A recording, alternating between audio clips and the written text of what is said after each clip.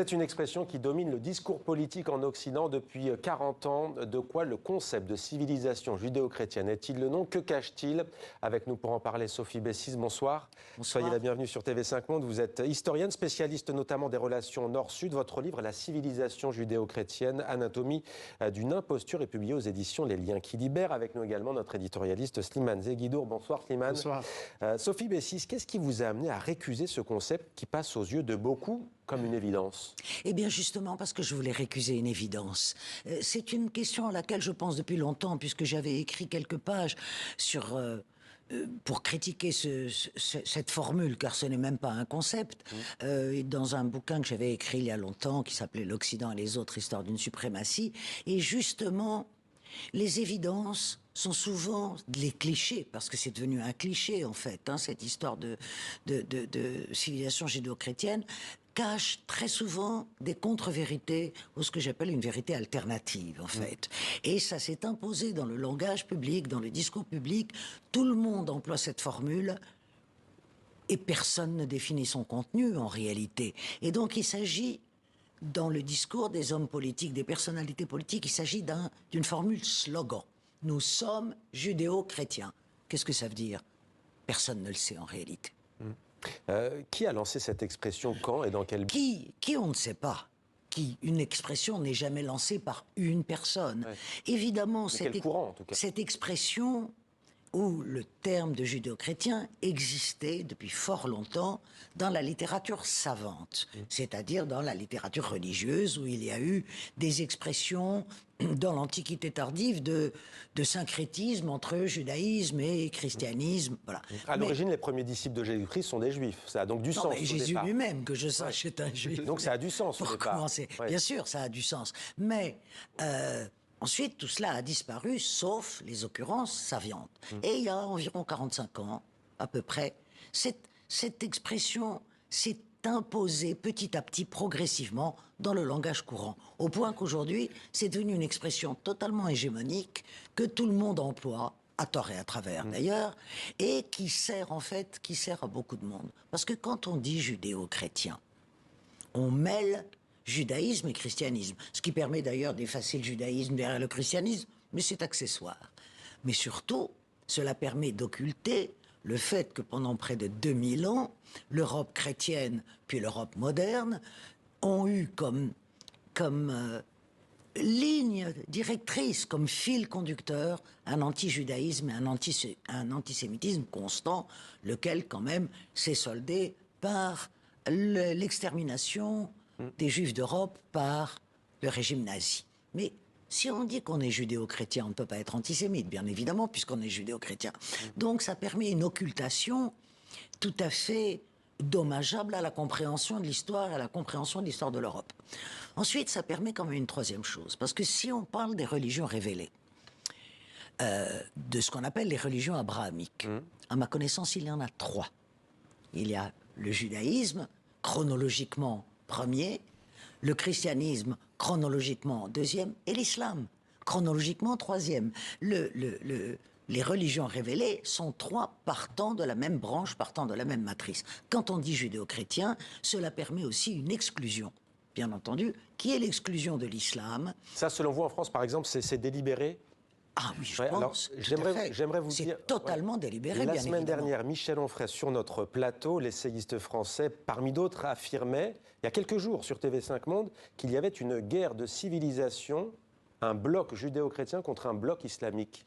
Que répondez-vous à Michel Onfray? C'est bien entendu, c'est une contre-vérité tout à fait évidente, mais enfin, nous sommes tout de même aujourd'hui en politique dans l'ère des contre-vérités. Tout le monde raconte absolument n'importe quoi, sans aucune assise historique. Alors, on reprend la rhétorique du choc des civilisations qui avait été inaugurée, vous le savez, en 1992 par Huntington, cette théorie du choc des civilisations, et le judéo-chrétien contre ce monde islamique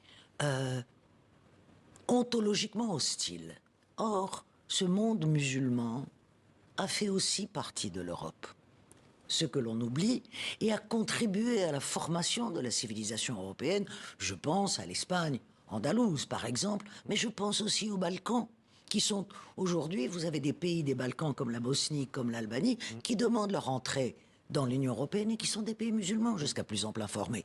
Donc, essentialiser de la façon dont le fait le commentateur que vous avez cité, essentialiser l'islam d'un côté, le judéo-chrétien de l'autre, est une façon de nourrir du conflit. Moi, ce que j'ai essayé de faire en écrivant ce petit essai, c'est justement essayer de déconstruire des fausses notions pour désamorcer les conflits. Et pour rassembler, Pour rassembler, Bien pour sûr. désamorcer ce qui est un construit politique. Et je suis convaincu que le terme de civilisation judéo-chrétienne, entré dans ce langage courant, devenu hégémonique, est un construit politique. Et Slimane, Sophie Bessis écrit aussi que ça sert à brouiller les pistes de réconciliation possible et à empêcher de lire l'histoire, toute l'histoire sans œillère ni construction idéologique.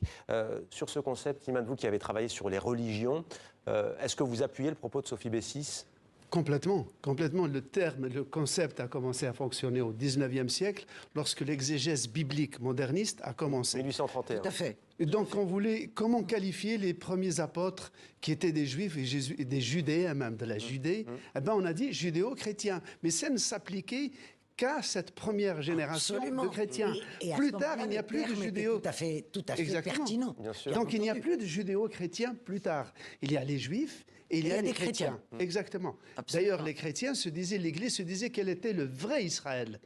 Et que les juifs étaient donc complètement forclos, complètement oubliés. Oui, qui a donné naissance d'ailleurs au sionisme chrétien, plus tard à partir du Qui 17e qui siècle, réhabilite cette notion de qui judéo-chrétien. réhabilite Justement. et que moi j'appelle un sionisme antisémite, Oui. d'une certaine façon. Et c'est pour cela que j'ai choisi quelques illustrations, justement Parfait. parce que l'application de ce concept judéo-chrétien était au début utilisée contre l'Union soviétique, comme État athée, matérialiste et anti-chrétien. il a eu plusieurs Aujourd'hui, usages. il est utilisé dans le conflit israélo-palestinien. Les évangéliques américains, par exemple, l'utilisent énormément. On a créé une ambassade chrétienne pour Israël. Et on va voir des illustrations qui montrent comment c'est surutilisé, notamment aux États-Unis, et surtout depuis l'élection de Donald Trump. Et le dernier jamboree des extrêmes droites en Israël était entièrement fondé sur cette notion que nous, les judéo-chrétiens, nous allons nous rassembler contre ce bloc. Contre la barbarie musulmane. Contre Alors, la j'ai une image à vous barbarie montrer à ce islamique. sujet. Et ce qui est Ouais. intéressant, la fusion des extrêmes droites israéliennes et des extrêmes droites, notamment allemandes, c'est que le fils de Benjamin Netanyahou, lui-même Yair Netanyahou, a accepté que, regardez ce journal Jewish News, raconte que le fils de Netanyahou a accepté que sa photo soit utilisée dans les publicités électorales de l'AfD, qui est un Mais mouvement c'est d'extrême tout à droite fait- fondé par des nostalgiques du Troisième Reich. Mais c'est tout à fait normal, en fait. C'est logique. Vous avez aujourd'hui, qui est en train de se créer sous nos yeux, une internationale d'extrême droite, qu'on peut appeler internationale néofasciste.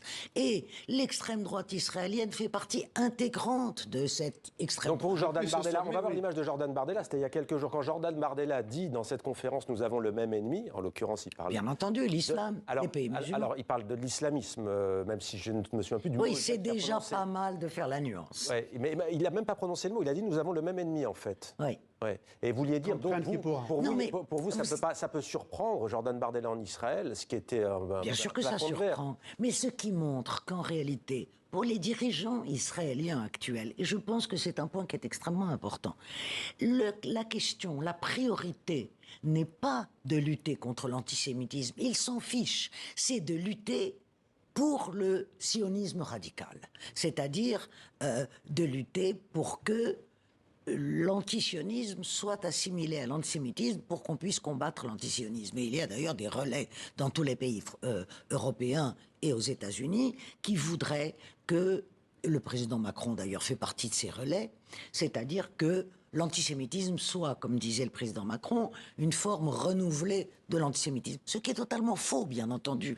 L'un est Oui, un surtout quand on racisme pense aux et l'autre milliers est de une Juifs. position politique. Ouais. Alors, position politique, j'aimerais vous entendre tout de même sur une autre expression qu'on entend et qui, pour le coup, dans l'esprit de beaucoup, n'est pas forcément logique. Vous allez nous dire si elle l'est ou pas. En tout cas, au niveau de son historicité, peut-on parler de civilisation judéo musulmane, judéo-islamique. On entend judéo-arabe. D'ailleurs, vous, il y a eu comment des vous éléments. Définissez d'ailleurs, Sophie Béziz, parce qu'on ne l'a pas dit, vous l'assumez, vous êtes française, vous êtes juive tunisienne, vous définissez comme une comme une judéo-arabe, une arabo-musulmane, juive arabe, oui, j'ai employé le terme, oui. Ouais. Tout à fait.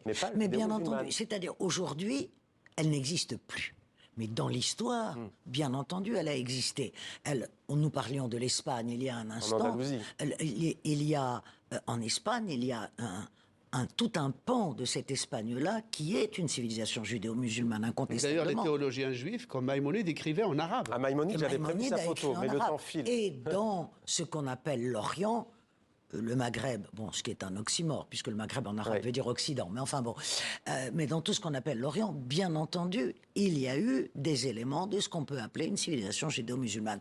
Aujourd'hui, malheureusement, nous n'avons pas le temps d'en parler, de dire pourquoi elle a disparu, mais qu'elle ait existé, c'est une évidence. Merci beaucoup, Sophie Bessis. On en a déjà parlé, on en reparlera. La civilisation judéo-chrétienne, anatomie d'une imposture, les liens qui libèrent. Merci beaucoup. Merci à vous. Merci à vous, Simane Zeghidour.